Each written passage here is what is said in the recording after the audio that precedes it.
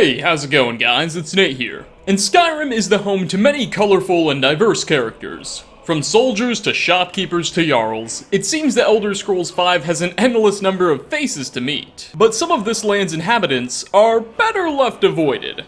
Indeed, many of Skyrim's people can be truly annoying, or otherwise just not fun to be around. But even Skyrim's most enraging inhabitants do sometimes have interesting backstories or personality quirks worth taking a deeper dive into. So today, that's what we're going to do, as we explore 5 more irritating NPCs in the Elder Scrolls V Skyrim. Starting off, we have Indari. She's the co-owner and proprietor of the Radiant Raiment, a clothing store in Solitude. Her most obvious characteristic is her tremendous impoliteness. Nearly everything she says to you will in some way be rude or otherwise degrading. Just take a listen to some of her dialogue. Oh, what delight. Another charming customer. Oh, let me just drop everything to help you. I don't mind, really. It is when my customers waste time chatting and not buying. Finally. Look, I get that the customer isn't always right, but surely she could be a bit more welcoming to potential business. Indari's sister Terry, with whom she runs the shop, also comes across as a tad arrogant. Though, it's implied that Terry doesn't really realize that she's being mean, and just thinks she's honest. You should see me when you If you ever want to replace those old rags, stop by Radiant Raiment.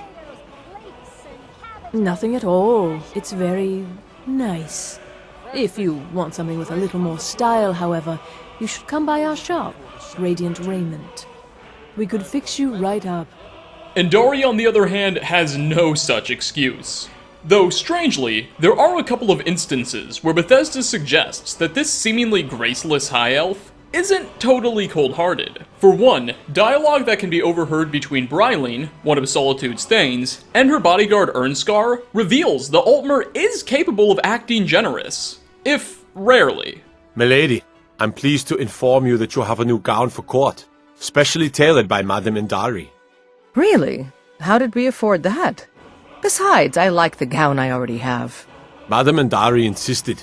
She made it free of charge, in honor of your lenience about last month's rent discrepancies.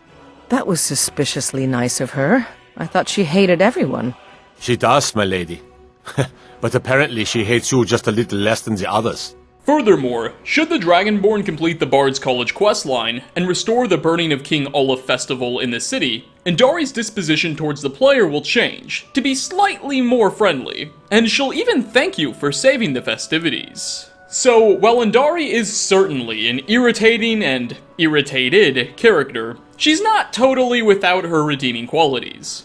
Nonetheless, anyone who treats the savior of Tamriel with such disdain initially is worthy of a spot in this video. Next on our list, meet Rolloff Stonefist. Hey, that rhymes. I swear that wasn't on purpose. Anyway, he's a Nord living in the Stormcloak capital city of Windhelm. Our introduction to him won't be the most pleasant. Upon opening the city gates for the first time, we'll find him and a fellow Nord, Angrenor once honored, harassing a Dunmer resident named Savaris, ridiculing her for not supporting the Stormcloaks enough, accusing her of espionage, and even going so far as to threaten her. When spoken to, Rolloff will make no effort to de-escalate, instead accusing you of being too sympathetic to the town's Dark Elf population.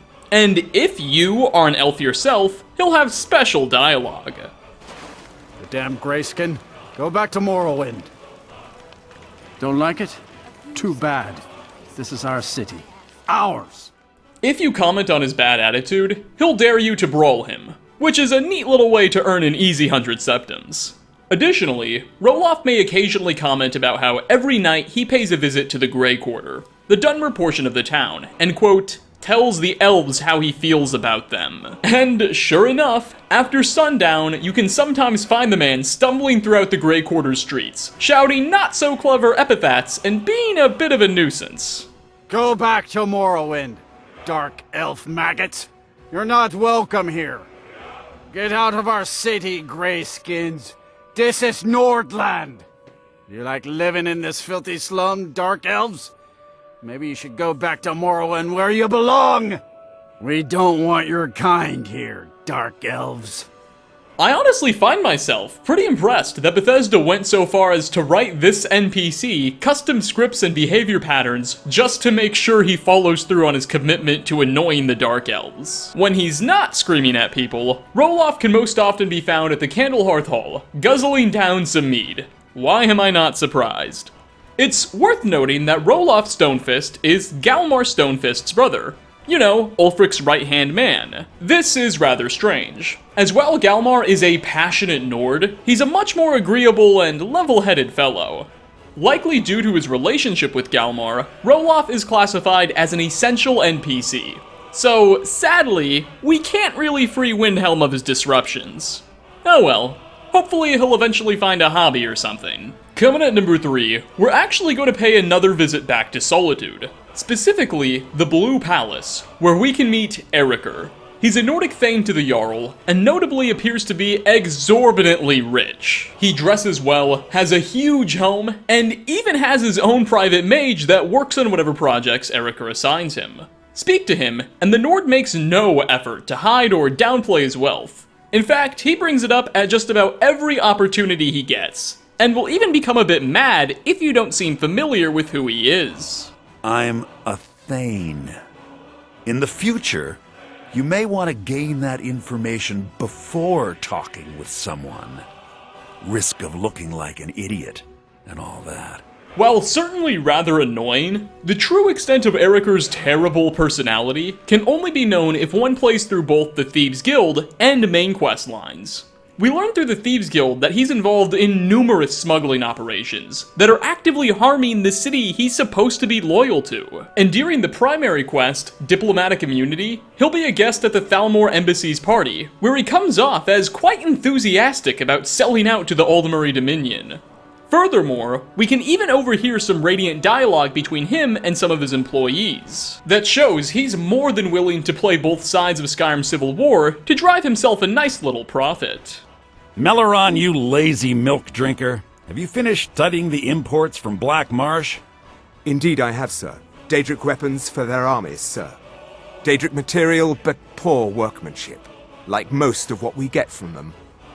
Scary thinking of those boots with an army of elven weapons at their command. Let's be thankful they're half a world away, eh? Even a fine weapon is only as good as its wielder, sir. But they should fetch a high price from the Imperial army. Right you are, Elf. Or even from the rebels, if they've got enough money to make a competitive offer. As always, Lord, your loyalty is a shining example to us all.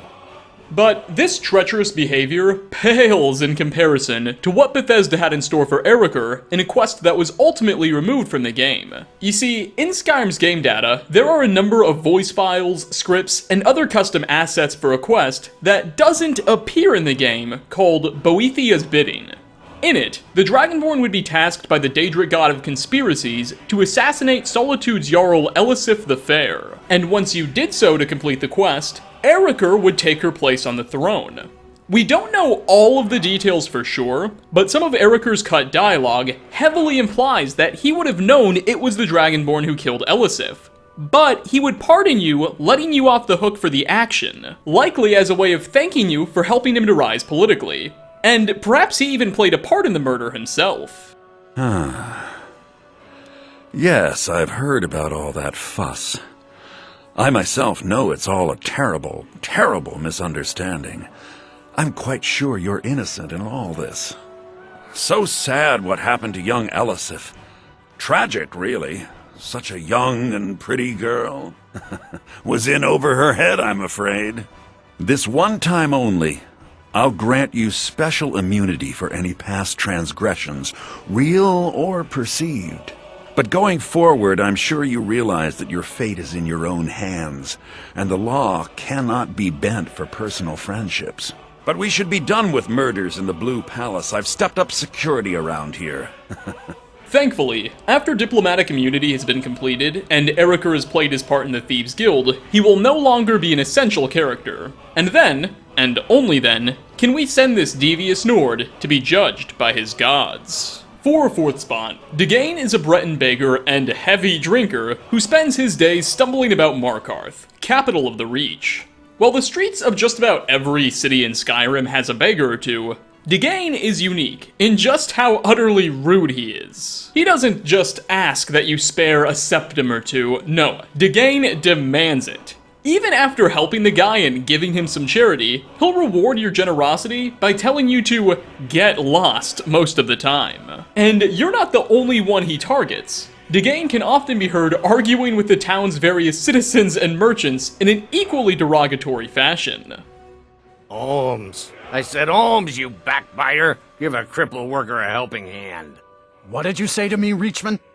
I said give me some meat. I'm hungry. And the divines know you don't need more food in that huge gut of yours. You little twig. I'll snap you in two. Just try it. Maybe a little time inside Sidna Mine will get rid of all that fat on you. He'll offer you a short side quest to break into the local temple of Dibella and steal one of the goddess's statues, giving you 100 septums if you're able to do so. Which is a bit odd, considering he's supposed to be bankrupt, but hey, when life gives you lemons, don't ask any questions. When he's not running around the town or at the Silverblood Inn having a drink, or 10, the Breton can often be found within the Warrens, sleeping in some hay. No doubt this man's fallen upon some tough times. Hopefully he can one day get his act together, though I'm not counting on it anytime soon. And finally, last on our list, I know, the moment you've all been waiting for, a man who goes to the Cloud District quite often, Farengar Secretfire. He's Whiterun's court wizard and plays a pretty critical role early in the game's main questline, as yourself, Jarl Bolgruf, and the rest of the court scramble to figure out what the heck they're gonna do about the dragons. The wizard is defined by his extremely condescending nature, constantly making jabs at the Dragonborn's perceived shortcomings, and pointing out how brilliant he is at the arcane arts. If I said that was a tedious question, would you be smart enough to know what I meant? Probably not. As long as I'm left alone to pursue my research, I don't care who gives the orders. Now, I'm a busy man, and your pointless questions are boring me terribly. Good day. Not terribly unlike Endari's sister, Farengar doesn't seem to be acting so rude on purpose, but instead just lacks the social awareness to know that his behavior probably isn't earning him very many friends. As the questline progresses, the mage will slowly but surely become more tolerant of you, and recognize that perhaps the Dragonborn isn't totally useless. Funnily enough, after the quest, Bleak Falls Barrow, has been completed, Farengar loses his status as an essential NPC, and can be killed by you whenever you please. This is rather odd, as he still has dialogue and scripted appearances to be made later in the game's main quest, though nothing of particular importance. If killed, he simply won't show up when he was supposed to. Your Skyrim won't break or anything. So, considering your position as the person destined to save the world, and the fact that you can murder him to death pretty much at will, perhaps Farengar isn't quite as smart as he thinks he is if he's still willing to treat you so poorly. And with that, we are going to wrap up 5 more irritating characters in The Elder Scrolls V Skyrim. Thanks for watching, everybody. Which of these intriguing NPCs did you find to be the most annoying? And did I forget anybody this time? I don't know, maybe I did. Leave a comment down below. As always, like ratings are very much appreciated. Again, thanks for stopping by, and I hope to catch you all in my next video. Peace out, everyone.